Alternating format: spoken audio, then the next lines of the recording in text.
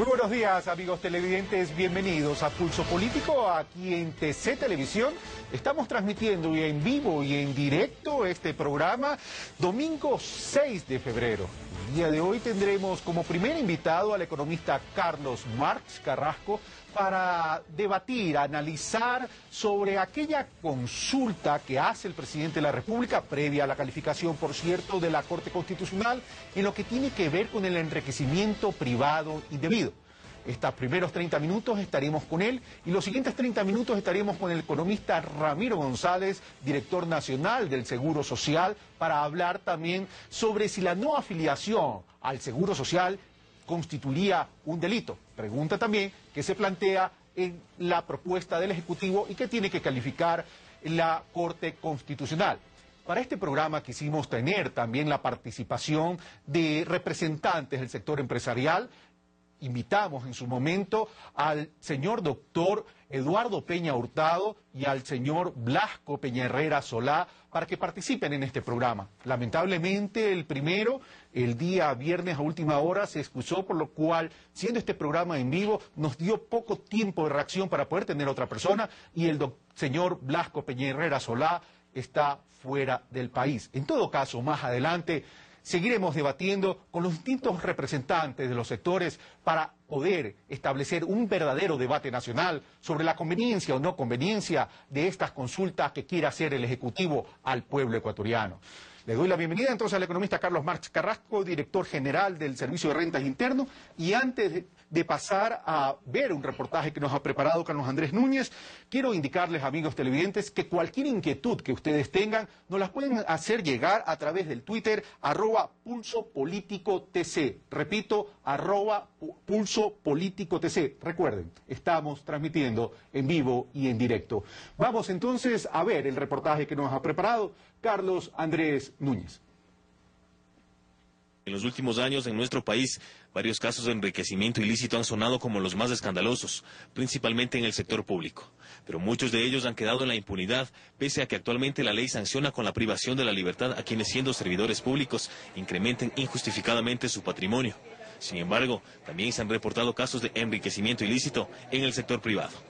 Precisamente con estos argumentos, el presidente Rafael Correa propuso como parte de la consulta popular la pregunta número 6, que dice: con la finalidad de combatir la corrupción, ¿está usted de acuerdo que sea delito el enriquecimiento privado no justificado? La parte técnica es totalmente real, muy concebida. Existe ya una ley acá en el Ecuador por medio de la cual se controla el enriquecimiento ilícito. Yo creo que el presidente de la República lo que quiere es afianzar eso. Actualmente existen controles por parte de entidades del Estado para evitar estos delitos. Uno de los principales filtros es el sistema de rentas internas, que recauda periódicamente el impuesto al valor agregado, el impuesto a la renta y el impuesto patrimonial. Por otra parte, también funciona el sistema financiero nacional, que a través de la Superintendencia de Bancos vigila los movimientos económicos de los ciudadanos a fin de evitar irregularidades. Hay una dirección específica y técnicamente se llama movimientos económicos inusuales. Los expertos señalan que estas reformas deben ir acompañadas de cambios en el sistema de justicia, pues su aplicación requiere de un respaldo jurídico adecuado que permita lograr este objetivo. Aunque tengamos lindas leyes, si no tenemos jueces probos, el país no camina. En definitiva, hay que entrar en dos reformas. Y una de las obligaciones de la Revolución Ciudadana, que no lo había hecho ya durante 4 años, es entrar directamente en una revolución dentro de la justicia. En el país no ha existido justicia. Y será la Asamblea la que tenga que legislar en ese sentido. De la consulta devienen muchas reformas, definitivamente. La primera reforma del Código Penal, donde se tiene que tipificar adecuadamente el tipo de delito y establecer cuáles son las prerrogativas para que éste se cumpla. Desde el aspecto político, en cambio, es necesario fomentar mayor confianza y transparencia para evitar que esto pueda convertirse en un arma de persecución. Porque puede darse pábulo a persecuciones, ¿no es cierto? A malas interpretaciones. Con esta propuesta, además, se espera mejorar el control de enriquecimiento ilícito proveniente de actividades ilegales como el lavado de dinero, producto del narcotráfico, el tráfico de personas o de armas, la usura, el mercado de influencias, el peculado y otros. Lo que pasa es que el gobierno en sí mismo no ha emprendido una acción muy fuerte para lo que es la ética. Con ello se pretende evitar la impunidad que se genera cuando quienes en el sector privado se enriquecen injustificadamente y no cumplen uno de los requisitos de tipo penal en estos casos. Por ello se remarca la necesidad de una base de justicia más sólida que permita lograr estas iniciativas que apuntan a la equidad y a eliminar la corrupción. Carlos Andrés Núñez, Pulso Político. Gracias, Carlos Andrés Núñez, por este reportaje. Les recordamos que este programa lo podrán ver más tarde en ecuadorenvivo.com, www.ecuadorenvivo.com, como en nuestra página web www.carlosrabascal.com. Doctor economista, ya lo hice, doctor economista Carlos Mar Carrasco, bienvenido, buenos días. La pregunta número 6, decía Carlos Andrés Núñez en el reportaje, es la pregunta número 1, secuencialmente es la 6, pero la número 1 en la parte pertinente de la consulta popular dice, con la finalidad de combatir la corrupción, ¿está usted de acuerdo que será delito el enriquecimiento privado no justificado? Esa es la pregunta que nos plantea el Ejecutivo y que la Corte Constitucional tendría que calificar si es procedente o no es procedente. En el reportaje que Carlos Andrés Núñez nos preparó, nos indica uno de los comentaristas, de los analistas, dice, ya hay algún tipo de legislación. La intención a lo mejor del presidente de la República y el Ejecutivo es fortalecer lo que ya existe en aras a que se dé cumplimiento, ya que el Ecuador es un país de leyes, pero no de aplicación. Pero ya que mencionamos que uno de nuestros invitados era el señor Blasco Peña Herrera, y haciéndole honor a su ciudad natal, Cuenca, en diario El Tiempo, en una entrevista que le hace a Blasco Peña Herrera, le pregunta a diario El Tiempo, ¿afectaría también a la propiedad privada? Se refiere al tema de las preguntas planteadas por el Ejecutivo.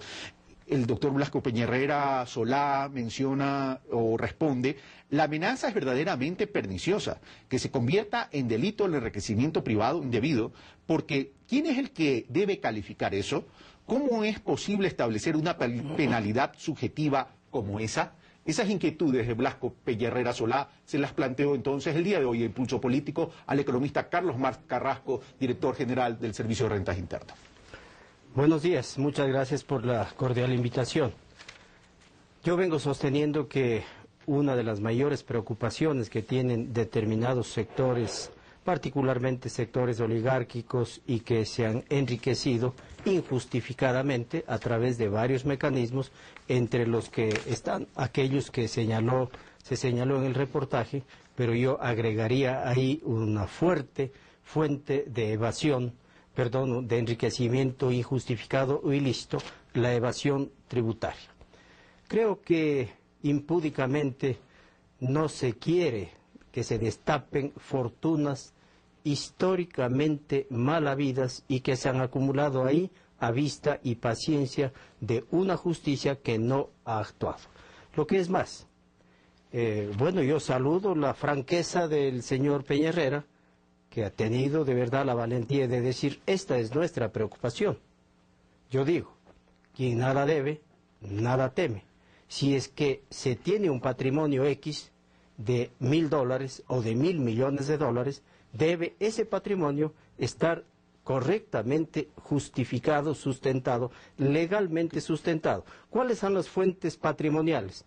Obviamente las rentas del trabajo, del capital, de el ingreso corriente que tiene el ingreso, cualquier una persona. Herencia, incluso puede decir alguien me hallé. Pero bueno, los hallazgos de acuerdo a la legislación tributaria también están grabados. Pero sin deslegitimizar los temores que pueden existir, no tanto por la fuente o el origen de los ingresos, sino por lo subjetivo que establece la pregunta.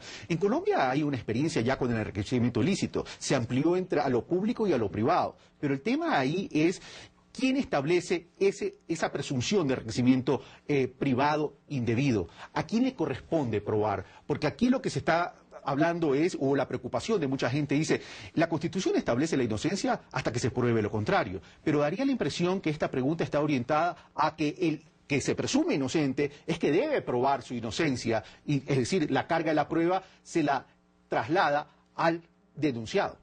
Yo creo que eso más bien es lo subjetivo, a dónde o a quién se revierte la carga de la prueba. Supongamos en el ámbito tributario. En el ámbito tributario, el balance, el estado de resultados que el contribuyente presenta a la administración tributaria debe estar correctamente sustentado. Las facturas son los instrumentos llamados a sustentar las transacciones que se registran en la contabilidad.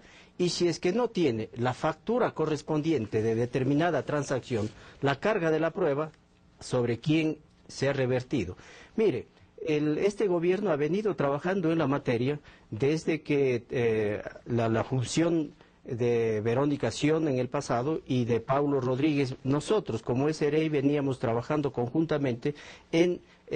¿Mencionó a Verónica Sion, la ministra de Industria? Sí, con ella también veníamos trabajando, no en el Ministerio de Industria, sino cuando ella desempeñaba otra función vinculada con la competitividad, recordará usted. Sí. Ahí trabajamos conjuntamente. ¿Cuál es el verdadero problema?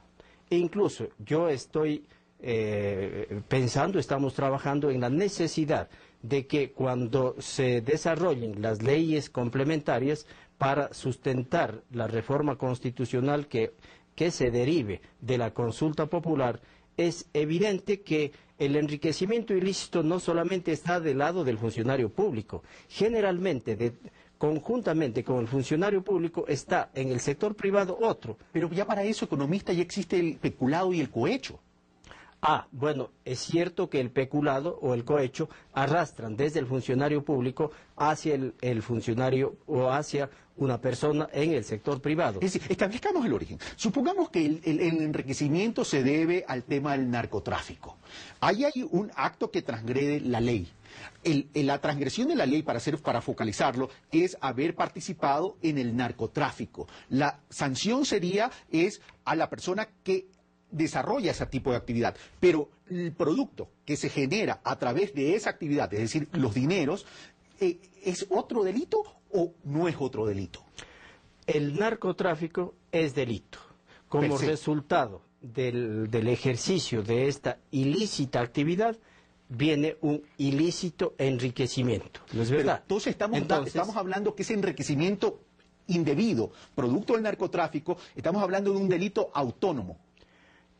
Yo creo que serían delitos autónomos, así como, si me permite, el tema tributario, que es el que más conozco.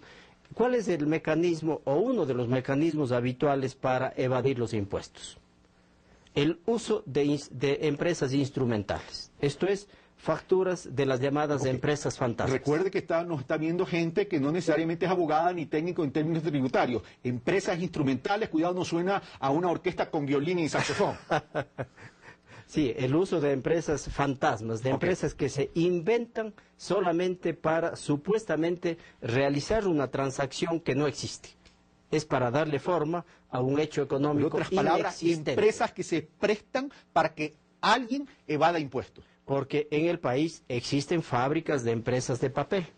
Existen. Algunos consultorios jurídicos se especializan en formar empresas simplemente para dar rienda suelta Pero eso significa, a la mi evasión. querido economista Carlos Marx Carrasco, que ¿dónde está la superintendencia de compañías? ¿Dónde está el servicio de rentas internos que debe focalizar esto? Justamente se está cambiando la ley de compañías a fin de evitar que se constituyan empresas de papel. Y nosotros necesitamos verificar si existe o no la actividad económica detrás de esa empresa constituida. En la reforma se está planteando que a partir de ahora el registro de las compañías, y no solo de las sociedades legalmente constituidas, sino también de las sociedades de hecho, que hoy por hoy solamente se registran en las notarías, pase a ser función del servicio de rentas internas. Pero yo me refería a que el uso doloso de documentos falsos, facturas de empresas de papel, constituye delito autónomo. Y es verdad que hemos logrado alrededor de unos 280 casos demostrar aquello y la sanción, incluso la sentencia correspondiente. Pero constituye delito autónomo y en ese aspecto que usted nos menciona tiene razón. Pero la pregunta va más allá del tema tributario. La pregunta del enriquecimiento privado indebido incluye, como lo dijeron los analistas en el reportaje, al tema narcotráfico, al tema de armas, al tema de usura, al tema de tráfico de personas. No lo mencionaron, pero también está ahí. Y en la zona de la Suárez y el Cañar hay bastante. El tema del tráfico de combustible y del gas, y también está la evasión tributaria. Es decir, va mucho más allá de la evasión tributaria. Correcto. Entonces, cuidado, el problema es, cuidado por legislar tan solo el aspecto tributario, que hay que hacerlo. Estamos creando una figura que sí se puede prestar para la subjetividad y para cierta persecución. No, de ninguna manera estamos pensando que solamente la evasión tributaria produce enriquecimiento ilícito. Ahí podría agregarse también la explotación sexual, que sería otra fuente. Explotación sexual y de menores. ¿No es cierto? Y de menores, etcétera. Pero en lo que tiene que ver con la evasión tributaria, yo pregunto, así como el peculado que cometa un funcionario público no prescribe como delito, ¿por qué la evasión tributaria debe prescribir? Y voy a plantear al señor presidente de la República que la evasión, un delito que está contemplado en el Código Tributario, no tiene por qué prescribir, y además que la administración tributaria no tenga solamente 3 años, como hoy tenemos, de facultad para revisar las cuentas de los contribuyentes. ¿Sino ampliarlo? La facultad determinadora hoy es 3 años y solo se extiende a 6 cuando existan ingresos que se hayan ocultado. Nosotros queremos ampliarlo cuando menos a 6 años, 8 años. ¿Por qué digo? Porque es posible que un contribuyente que evadió esté contando el tiempo. A los 3 años ya la administración tributaria no puede revisar sus cuentas y la evasión de alguna manera se lavó, se olió y se sacramentó. Vamos a dar paso al primer mensaje de Twitter que nos llega el economista Carlos Omar Carrasco con su venia. Nos dice que uno de los principales orígenes del enriquecimiento privado, indebido, o el enriquecimiento indebido, dice el mensaje de Twitter, proviene del narcotráfico. Y uno de esos negocios que sirven para lavar el narcotráfico son los juegos de azar. Ese es el mensaje del Twitter. Por eso en la consulta también se incluye si es que el ciudadano está no de acuerdo para evitar estos problemas que se mantengan los juegos de azar. Sabemos los riesgos. Pero el que se mantenga los juegos de azar, recordamos que estamos en vivo y en directo transmitiendo Pulso Político este domingo 6 de febrero, estamos con el economista Carlos Omar Carrasco, es que cuando se prohíbe algo, se crean mercados paralelos. Bueno, de pronto aquí esté asociando con lo que ocurrió en los años 30 con Al Capone, que la legislación, el Senado, el Congreso norteamericano prohibieron la producción, venta y consumo de bebidas alcohólicas y es cuando floreció el negocio ilícito de aquello. Y una de las anécdotas es que el señor Al Capone no se lo coge preso por el ilícito de su actividad, sino por la evasión tributaria. Por la evasión tributaria. Entonces, mire, yo creo que acá más allá de la necesidad de alguna reforma constitucional, lo que no significa que la Constitución sea mala. O enmienda constitucional. O enmienda, según sea el caso. Pongámonos de acuerdo. No, esta es la enmienda constitucional, esta es una pregunta que está ni siquiera dentro de la enmienda, está dentro de lo que se llama, o lo tipifica el propio Ejecutivo como consulta popular. Consulta popular que no tiene que ver con un texto específico de la Constitución. Ese es un tema de consulta popular. Yo pregunto, ¿cómo así el gobierno no tiene facultad para consultar? ¿Cómo así? En otras consultas del pasado, cuando por ejemplo se trató de legitimar un gobierno que fue completamente ilegítimo e ilegal, ahí sí, los que hoy están abanderados de la no consulta o del no a la consulta, ¿por qué entonces no dijeron nada? Pero más allá de la legitimidad de la consulta que la Constitución y en el debate que hubo aquí en TC el jueves pasado entre Jorge Zavala Egas y Alexis Mera, queda claro, es legítimo que se pueda consultar. El tema es qué se va a consultar, cómo se lo puede consultar y si esas preguntas son constitucionales o no constitucionales. Para eso está la Corte Constitucional que tendrá que decir. Pero vamos a lo planteado por algunos analistas. En Diario del Comercio del día viernes 4 de febrero, es decir, el viernes pasado, en la página 7 hay ciertos analistas que hablan sobre este tema del enriquecimiento ilícito privado. En la consulta habla privado indebido, enriquecimiento privado indebido. Dice, normalmente las personas son inocentes hasta que se demuestre lo contrario, pero la propuesta del Ejecutivo, los ciudadanos tendrán que demostrar que son inocentes, lo cual es volver a la época de la barbarie, señaló ayer, dice el diario, el excontralor Alfredo Corral en Radio Democracia. Más adelante dice en la misma nota de prensa, dice, el constitucionalista Hernán Salgado explica que la ley de lavado de activos permite controlar la procedencia de la riqueza de representantes del sector privado como bancos, comercializadores de vehículos, naves, etcétera. Y más adelante dice, la pregunta tiene una orientación subjetiva, ya que al hablar de justificable o injustificable se cae en la apreciación del presidente o de la persona que vaya a determinar si alguien se enriquece o no de manera irregular. Pablo Dávila, presidente de la Cámara de Industrias y Producción, señaló que ese planteamiento va en contra de la presunción de la inocencia. Mire, cuando se quiere defender algo que es indefendible, se dice cualquier cosa. Yo le pongo el siguiente caso. Pero no es descalificar una opinión. No estoy descalificando, no, de ninguna manera. ¿Y cuando dice, se puede decir cualquier cosa? Bueno, decir cualquier cosa, que la carga de la prueba se está revirtiendo sobre el contribuyente. Y yo sé, son por supuesto respetables las opiniones, pero ¿qué es lo que ocurre? Anualmente todos los ecuatorianos tenemos la obligación de presentar la declaración del impuesto a la renta. Todos los ecuatorianos que dispongan de un activo superior a $200.000 cuando lo haga a título individual y de $400.000 cuando lo haga en sociedad conyugal, el hogar, el matrimonio, ¿no es cierto? Son las declaraciones, la de impuesto a la renta más la declaración patrimonial, la que nos sirve de elemento de análisis. ¿Qué es lo que ocurre? Si se detecta a un ciudadano que tiene, por ejemplo, $1 millón de patrimonio acrecentado y que no se ha justificado en su declaración de impuesto a la renta. ¿Qué es lo que hace el Servicio de Rentas Internas? Porque esa es nuestra competencia. Sírvase justificarme este $1 millón incrementales que no están declarados en la renta. Él podrá decir cualquier cosa. Lo primero, mire señor, usted se ha olvidado de pagar el impuesto a la renta de este $1 millón. Supongamos que paga. Pero ahí hasta ahí hay una acción administrativa, ¿no? Existe una acción administrativa, correcto. Pero yo le pongo lo siguiente, ¿qué es lo que tenemos que hacer nosotros? Encontramos $1 millón más en su patrimonio y no justificado. Le cobramos el impuesto a la renta, 35% en este caso, pero no es que nos quedamos ahí nomás. Corremos traslado del hecho al Ministerio Público, a la Fiscalía, y decimos, acá existen indicios de crecimiento patrimonial ilícito y la Fiscalía o de enriquecimiento ilícito. Determinar si procede alguna acción penal o no. Porque lo importante sería saber si es que aquello provino del narcotráfico, provino de la explotación sexual, provino de la evasión tributaria, etcétera, etcétera. Y no es que simplemente pagando el impuesto el asunto se arregla. No. Pero la pregunta clave es aquí.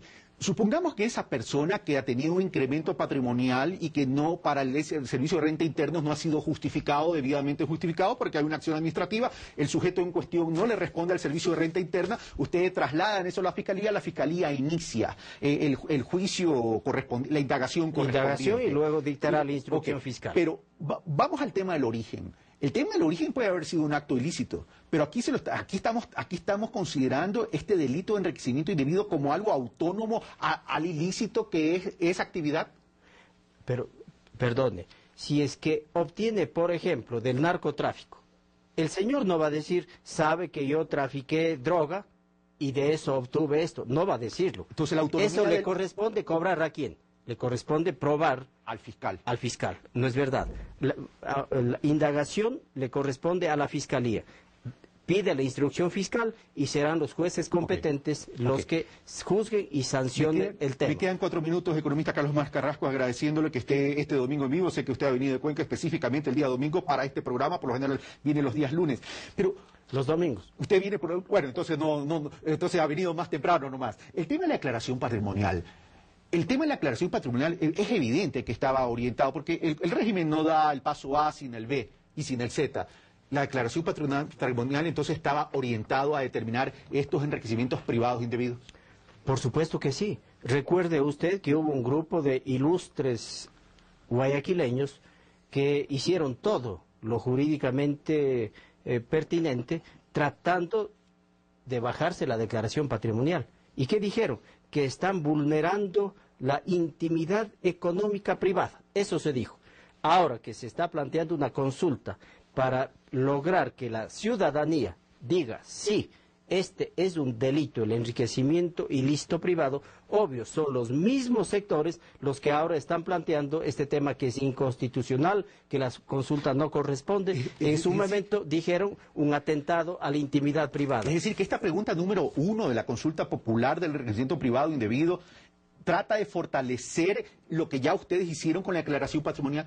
Yo pregunto, si es que las leyes de jerarquía menor a la Constitución consagran determinada norma, determinado objetivo, ¿no es mejor elevarlas a categoría constitucional? ¿Cuál es el temor? Si es que dicen que ya existe la ley de enriquecimiento ilícito para el sector público, si es que ya existe el peculado, si es que ya existe la evasión tributaria, si es que existe la ley contra el lavado de activos, ¿cuál es el miedo, el temor de que se consagre como norma constitucional? Dos temas puntuales, economista Carlos Marx Carrasco. El uno tiene que ver, ya la declaración patrimonial ya está en vigencia. ¿Y ya está en vigencia desde hace cuánto tiempo? Está en vigencia ya, este sería el tercer año de declaración. Y nosotros estamos confrontando la declaración del año 1 con la del año 2 y la declaración de impuesto a la renta del 1 con el año 2, y habrán novedades en los próximos días. La segunda precisión, las leyes no son de carácter retroactivo. ¿Qué pasa con aquellos patrimonios constituidos luego de que esta pregunta, si es la respuesta es sí y se hace ley, qué pasa con esos patrimonios que pudieron haber sido construidos de forma indebida pero que son anteriores a la ley? Hace 2 años construimos el año base, porque en ese momento no procedimos absolutamente a averiguar orígenes de los patrimonios, pero en el año 2 ya, porque tenemos el año base. El año 2 con relación al año base. Con relación al año base, naturalmente. Es decir, que este momento tenemos la información patrimonial de 2 años y la declaración de impuesto a la renta de N años. Es decir, pero la pregunta es, ¿la ley no puede ser de carácter retroactivo? Yo entiendo que la retroactividad de la ley en esa materia no puede darse. No puede darse. Decía, sería a partir de la vigencia de la nueva ley. Y la pregunta que nos hacen llegar a través de otro mensaje de Twitter, recuerden que estamos transmitiendo en vivo, directo, Pulso Político, aquí en TC Televisión, este domingo 6 de febrero, con el economista Carlos Marx Carrasco, y ya nos falta medio minuto. La pregunta que nos hacen llegar a través del Twitter es, ¿cuál sería la pena en caso de que se determine la culpabilidad de alguien que está infringiendo la ley en términos de enriquecimiento privado ilícito?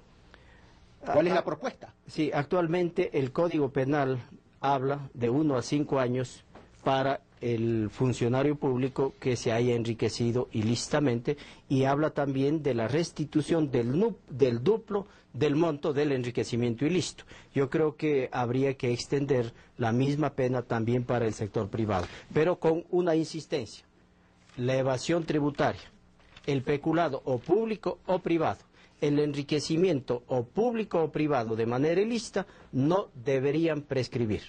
Muchas gracias, economista Carlos Marx Carrasco, y también lo que dijo el doctor Juan Carlos Casinelli. Luego de la consulta se crean muchas reformas legales que tendrán que pasar de nuevo por la Asamblea, y ahí veremos el comportamiento de la Asamblea y cuál es el cuello de botella. A lo mejor resucitamos también la muerte cruzada.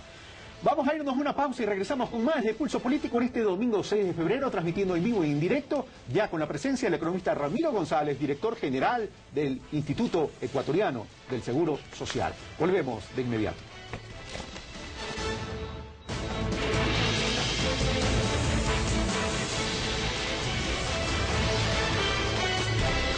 Estamos de vuelta, amigos televidentes, en este domingo 6 de febrero, en vivo, como lo habíamos anunciado. Ya tenemos la presencia del economista Ramiro González.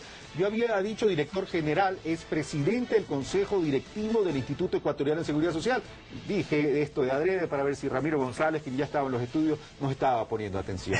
Pero en todo caso, tenemos a la presencia del economista Ramiro González, como les había indicado al inicio de este programa, antes de iniciar la entrevista con Carlos Marx Carrasco. También estuvieron invitados a este programa Eduardo Peña Hurtado, quien se excusó el día viernes a última hora, y también quisimos tener la presencia de Blasco Peña Herrera Solá, representantes de los sectores de la producción, quien está de viaje, lamentablemente no lo hemos podido tener el día de hoy, pero más adelante la idea es poder debatir con los distintos sectores de la producción y también las autoridades del Ejecutivo, porque la consulta popular merece un debate plural, un debate abierto, amplio, para que sean ustedes, los televidentes, el pueblo ecuatoriano, quien sea los que tomen la decisión y escojan cuál es el rumbo que quiere tomar el país con base a lo que ustedes decidan. Ramiro González, buenos días, gracias por aceptar nuestra invitación. Gustavo, ¿me recuerdas si tenemos un reportaje con relación al Seguro Social? Sí, entonces vamos a ver un reportaje que nos ha preparado Carlos Andrés Núñez y regresamos con Ramiro González. Pese a los esfuerzos del Instituto Ecuatoriano de Seguridad Social para fomentar una mayor afiliación, se reportan casos de personas que trabajan en relación de dependencia, quienes denuncian que sus patrones incumplen la ley en ese sentido. Ese es el caso de José León, quien por su insistencia, luego de trabajar 11 años en una empresa, fue finalmente afiliado al Seguro Social por su empleador. Decía que me da el seguro y decía que no necesitaba seguro, que estaba joven, que el seguro no sirve porque vos te vas a atender en el hospital y no te atienden. Y señala que la justificación de su expatrono era la de ser pequeño artesano. En cambio, para Carlos Valenzuela, la perjudicada fue su esposa, quien luego de haber trabajado por cerca de 5 años no obtuvo afiliación. Ella también demandó a su ex empleadora, pero al parecer no ha obtenido muchos resultados, pese a que el IES le proporcionó un abogado, pues esta familia no cuenta con los suficientes recursos económicos. Ha dicho simplemente que ella no va a liquidar nada, o sea, que no, que si es que quieren seguir el juicio, que le sigan el juicio. Hoy la mujer de Carlos está enferma y no puede acceder ni siquiera a la atención médica que le ofrece la Seguridad Social. La medicación en las clínicas particulares, exámenes, es carísimo. Por su parte, José decidió iniciar una demanda, pues manifiesta que la indemnización que le ofreció su expatrono no es justa por más de 10 años de trabajo. Siguiendo el juicio, tal vez sí le pueda cobrar algo, pero toca esperar. Estos son solo 2 casos de los tantos que se registran a nivel nacional. Frente a esto, el presidente Rafael Correa ha propuesto como parte de la consulta preguntar, con la finalidad de evitar la explotación laboral, ¿está usted de acuerdo que la no afiliación al Instituto Ecuatoriano de Seguridad Social de trabajadores en relación de dependencia sea considerada delito? Es el delito más grande que puede hacer un empleador. Es bueno cuidar el derecho del trabajador y del empresario y tiene que haber un equilibrio. No como delito, sino solamente, tener un control de que las empresas aseguren a sus empleados. El doctor Marco Proaño Maya, especialista en seguridad social, señala que es fundamental que haya cambios como estos en el país. En la nueva ley de seguridad social deberían incluirse normas más severas, pero administrativas, para que el IES tenga la capacidad institucional de hacer el seguimiento frente a la evasión y a la elusión. Pues con el sistema de reparto que rige, actualmente se logra cubrir a un trabajador inactivo con 6,5 trabajadores activos. Tiene que haber un denominador de por lo menos 8 trabajadores activos por un pasivo. No obstante, la actual ley señala en su artículo 94 que, si por culpa del patrono el IES no pudiera conceder a un trabajador o a sus deudos las prestaciones en dinero que fueran reclamadas y a las que habrían podido tener derecho, o si resultaran disminuidas dichas prestaciones por falta de cumplimiento de las obligaciones del empleador, este será responsable de los perjuicios causados al asegurado o a sus deudos, responsabilidad que el instituto hará efectiva mediante la coactiva. Debe tener como objetivo institucional el lograr el mayor número de trabajadores activos. El objetivo de la propuesta presidencial es cuidar los derechos de los trabajadores, que son irrenunciables. Hay que recordar que en toda empresa el capital humano es el más importante. Carlos Andrés Núñez, Pulso Político. 9:33, transmitiendo este domingo 6 de febrero Pulso Político en C Televisión. Le agradecemos a Tony Tumbaco y Ángel Roberto Castro los mensajes que a través del correo, del Twitter nos han hecho llegar, planteándonos inquietudes para Carlos Marx Carrasco, pero lamentablemente ya ese bloque terminó y estamos ahora en otro bloque, en nuestro segundo y último bloque del día de hoy, con el economista Ramiro González para tratar sobre la pregunta quinta de la consulta popular, cuyo reportaje vieron ya en este momento. Gracias, Carlos Andrés Núñez. La pregunta 5, Ramiro González, dice lo siguiente: con la finalidad de evitar la explotación laboral, ¿está usted de acuerdo que la no afiliación al Instituto Ecuatoriano de Seguridad Social de Trabajadores en relación de dependencia sea considerada delito?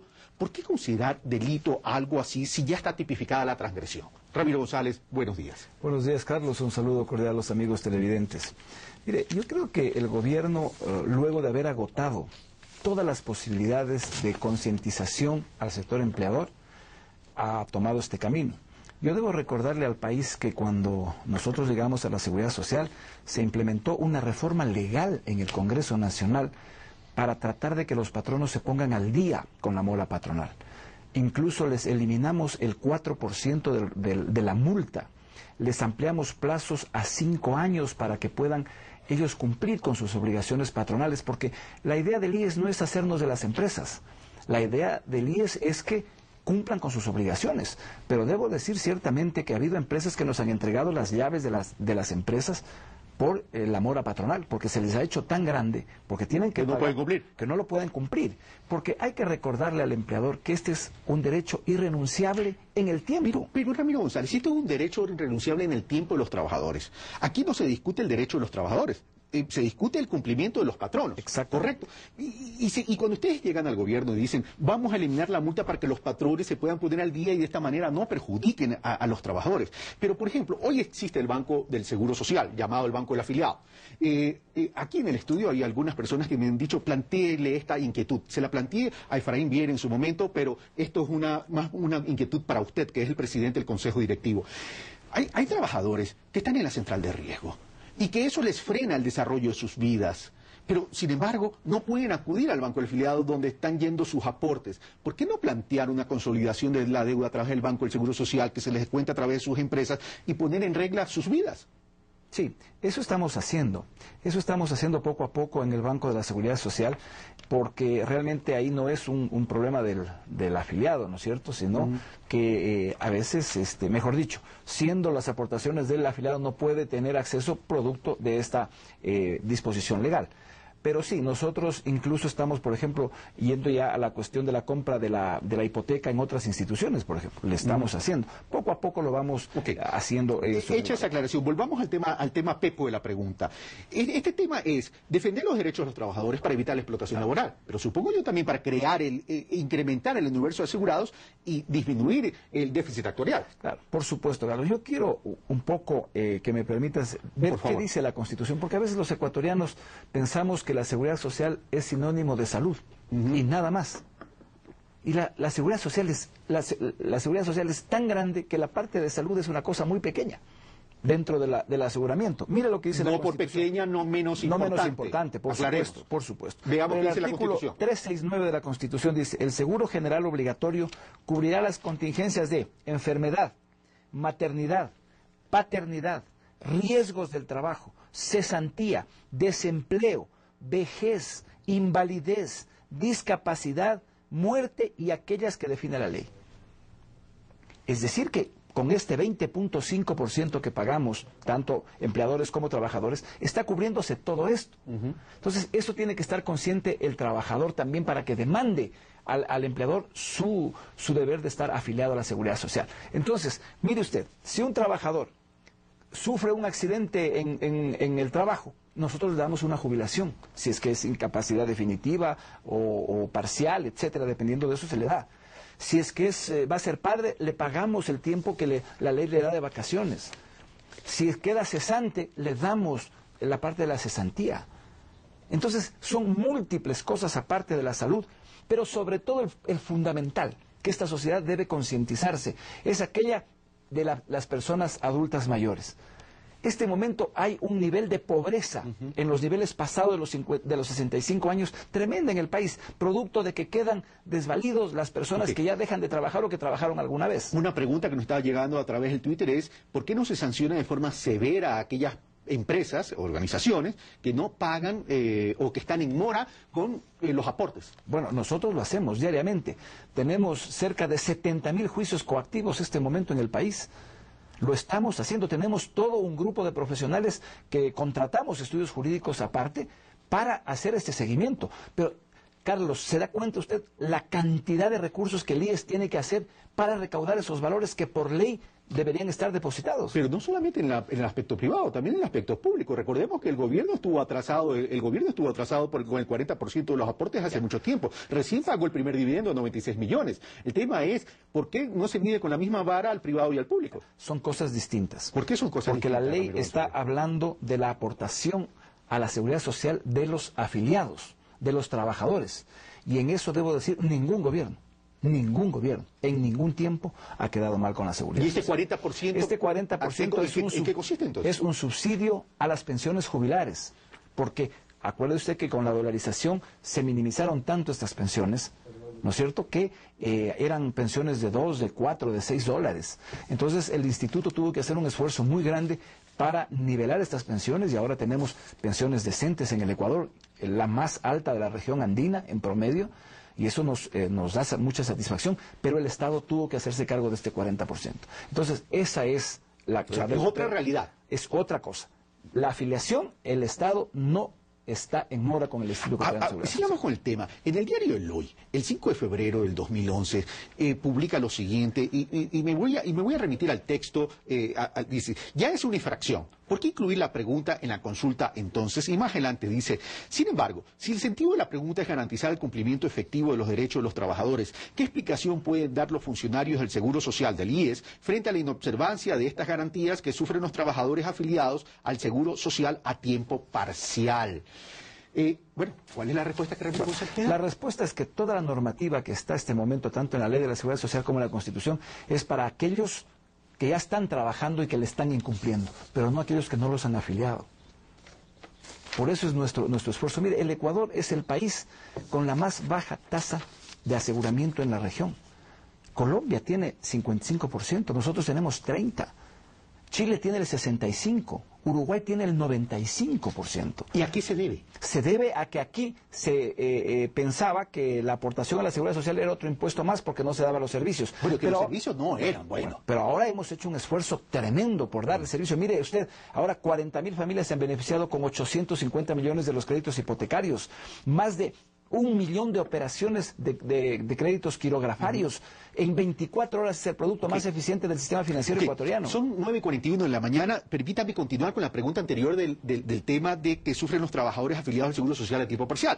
La resolución CD 322, que regula las prestaciones del Seguro General de la Salud Individual y Familiar para los trabajadores contratados a tiempo parcial, en su artículo 2 indica que el afiliado al Seguro Social como trabajador contratado a tiempo parcial accederá a las prestaciones de enfermedad cuando tenga al menos 6 registros continuos de aportación anteriores a la atención médica. El dictamen de fecha 29 de junio del 2010 está suscrito por Ramiro González, Felipe Peso, Luis Hidrobo y Fernando Guijarro. Lo certifica así Patricio Arias, dice la nota de prensa. No obstante, es un editorial que lo leí el día de ayer. Sí. No obstante, la disposición es letra muerta. No se la cumple. ¿Por qué? Pregunta el editorial. Por decisión, responde también, del Seguro Social. Contesta el personal del call center. Bueno, no es así. A veces los ecuatorianos somos muy dados a que por una cosa que pasó lo generalizamos. Mire, el sistema está funcionando muy bien. Mire, por ejemplo, las personas que están afiliando a sus trabajadores a medio tiempo lo están haciendo sin ningún problema. Sin ningún problema. Y incluso buscamos un mecanismo porque la salud representa el 5.35% del total del 20.5% que pagamos. Entonces, proporcionalmente estamos cobrando el total de aportación de la Seguridad Social y el proporcional de los otros seguros. De tal forma de que, por ejemplo, usted, una persona, le voy a poner un ejemplo que hemos tenido en esta semana. Los quiteños, cuando van a Casa Blanca, tienen sus departamentos en Esmeraldas, ¿no? Se está hablando de los equivalentes a San Borondón, que el presidente de la República dice que y Salinas. No, estamos hablando de las temporadas. En Salinas, por ejemplo, con relación a... ¿Se le bajó la camioneta al presidente? No. No, es que me refería al tiempo parcial. Sí. Por ejemplo, estas personas tienen departamentos y las personas contratan a personas que les ayuden una vez a la semana para que les hagan una limpieza, o sea, 4 días al mes, y adicionalmente cuando van los atienden en la comida y todo. Entonces es muy fácil ahí, por ejemplo, afiliar por 4 días al mes, ¿no? Sin ningún problema. Se lo puede afiliar, de forma parcial. Sin ningún problema. Hemos facilitado todo. Por eso digo que ahora hay todas las facilidades. Usted ya no necesita registrar un contrato en la Seguridad Social como se hacía antes, sino a través del Internet. Usted sube y baja sin ningún problema. Trabajó 15 días, lo afilia 15 días y listo, y lo vuelve a bajar. No tiene ningún problema y le descontamos de su cuenta corriente. No tiene que asomarse por la institución para hacerlo. Hemos facilitado absolutamente. O sea, ahora no hay ningún pretexto para hacerlo. Esta pregunta que la planteé de acuerdo a la inquietud editorial de Diario Hoy también fue a través de un mensaje Twitter que nos llegó. Ahora, hay otro mensaje Twitter. ¿Debería haber algún tipo de regulación, de normativa especial para las trabajadoras domésticas, al igual que el Seguro Social Campesino? No, mire, el Seguro Social Campesino es un seguro especial, solidario, que incluso el Estado participa en el financiamiento, participan las empresas de aseguramiento particular y de prestaciones médicas particulares. Ellas dan el 0,5% de lo que facturan al año, Y eso es una buena noticia, que estaban atrasados, bueno, no atrasados, sino que había una deuda por un mal entendimiento de la regulación de 7 años. Y después del 2007 en adelante hemos venido cobrando muy bien, pero ahora ya cobramos eso. Entonces, es otra cosa el Seguro Social Campesino. Pero mire, para las empleadas domésticas son trabajadoras que trabajan más que cualquier otro. Trabajan 10, 12 horas, entonces es tienen injusto todo el derecho que no se también, haga. que tengan ciertas protecciones. Ahora, hay algo. Las personas que están bajo la modalidad de contrato de prestación de servicios, ustedes a los clubes de fútbol, a los clubes deportivos de fútbol, fueron bien estrictos con Nosotros los jugadores fuimos estrictos. y les obligaron a que estén afiliados. ¿Qué pasa con los profesionales a prestación de servicios? Bueno, también están obligados a hacerlo. ¿Está obligado a hacerlo quién? Ellos.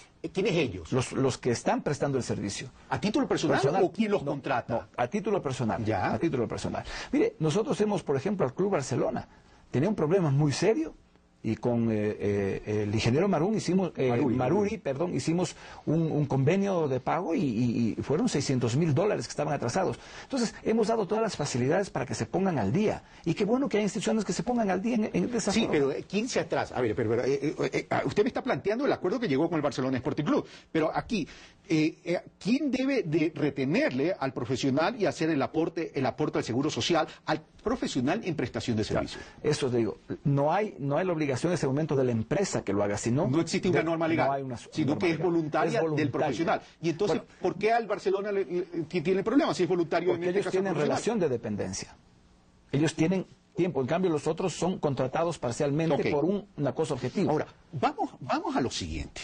Dice Pablo Lucio Paredes en su artículo del diario El Universo, sábado 5 de febrero, son 9:47 de la mañana, el IES tiene mucho dinero para invertir, 8.000 millones de dólares, una barbaridad.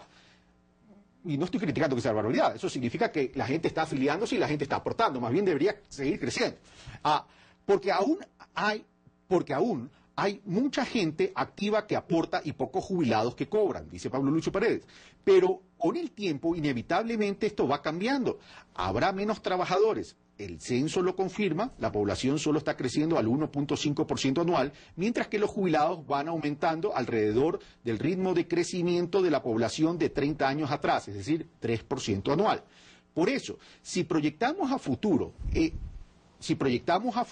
es el déficit actuarial que el seguro debería publicar regularmente, pero no lo ha hecho desde hace varios años, en realidad hay un hueco financiero de al menos unos 5.000 millones de dólares. Y eso lo tendrá que cubrir el gobierno en el futuro. Claro está, dice Pablo Lucio Paredes, aquí no importa porque es en 20 o 30 años, pero debería importarnos. Primera inquietud. Debería importarnos y por eso estamos haciendo un esfuerzo enorme por afiliar a más ecuatorianos. 300.000 ecuatorianos se han afiliado en estos últimos 2 años. 300.000. Por eso pasamos de 5.4 activos por cada jubilado que teníamos a 7.4. Pero todavía tenemos para crecer enormemente porque solo la población económicamente activa que trabaja bajo dependencia o que realiza trabajo por cuenta propia y que por ley debe estar afiliada a la Seguridad Social son 2.800.000. Es decir, todavía tenemos 1 millón de personas que obligatoriamente deberían estar afiliadas a la Seguridad Social, aparte de los que lo hagan voluntariamente. Estamos haciendo un esfuerzo enorme, por ejemplo, por afiliar a los migrantes que están en Nueva York, que están en España. Ahora, a fin de mes, vamos a hacer una brigada para afiliar en Italia, en Inglaterra. ¿No? ¿Por qué? Porque queremos que cuando ellos regresen no sean una carga para el Estado, sino que ellos ya tengan una jubilación y tengan acceso a salud. Entonces se ha hecho un esfuerzo enorme por afiliar a más ecuatorianos. Me quedan 10 minutos, Ramiro González. Paul López, a través de un mensaje de Twitter, dice, ¿por qué no se afilia a las madres comunitarias del INFA que están trabajando hace ya varios tiempos? Bueno, varios años, dice. Eso es una cosa que ya el señor presidente de la República nos ha pedido hacerlo, porque realmente era una situación media anómala, pero esto es una cuestión voluntaria, por eso no se lo afiliaba, porque es una cuestión voluntaria, pero con el transcurso del tiempo, producto de esta necesidad, porque el gobierno ha hecho un esfuerzo tan enorme por dar desayuno, por dar almuerzo, por dar protección y alimentación a los niños pequeños, cada vez hemos necesitado de más madres comunitarias y en más tiempo. Entonces, ahora sí, con la ministra de Inclusión Social, estamos realizando un trabajo para que se puedan incluir. Raúl Terán también nos menciona ¿por qué el Consejo Directivo del Seguro Social no hace nada en relación a los empleados de la Portuguesa en Guayas y Santa Elena que ya vienen desde el 2004? Bueno, nosotros estamos siguiendo los juicios coactivos necesarios, pero qué bueno que se lo diga. Mire, nosotros en nuestra página www.ies.gov.es hay un link donde usted puede hacer las denuncias sin poner su nombre.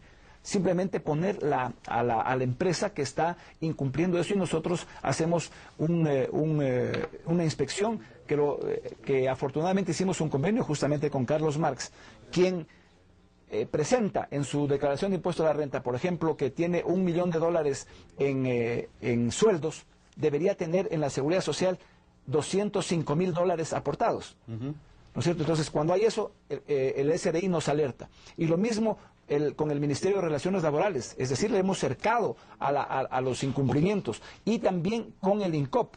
El INCOP también, toda empresa que quiera contratar con el Estado debe primero presentar un certificado de que está al día con el instituto. Me quedan 9 minutos. Sigamos con las inquietudes de Pablo Lucio Paredes, publicadas en El Universo el 5 de febrero. Dice: la concentración en préstamos al gobierno. En estos 2 años, el IES le ha prestado 1.400 billones, a los que se suman 800 billones por los aportes obligatorios que el gobierno no está haciendo. Lo está firmando, tengo entendido que ya 96 millones ya pagó.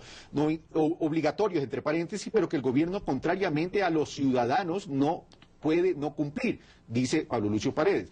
Más de 1.000 millones al año. ¿Y esto seguirá? ¿O alguien nos puede certificar que el gobierno no va a pedir préstamos similares estos próximos años y que sí se cancelará sus obligaciones? El IES tendrá comprometidas con el gobierno cantidades enormes. Unos y otros dicen, pero no hay problema, el IES gana un buen rendimiento y los bonos son seguros. El problema es que cuando las cantidades de deuda sean enormes, a lo cual hay que sumar el déficit actuarial antes comentado, el gobierno no tendrá la liquidez para devolverle al Seguro Social los préstamos. Bueno, ese análisis es muy subjetivo de mi amigo Pablo Lucio. Mire, nosotros no nos hemos pasado del 52% de la cartera prestada al Estado. El Estado, en ningún gobierno, menos en este, ha quedado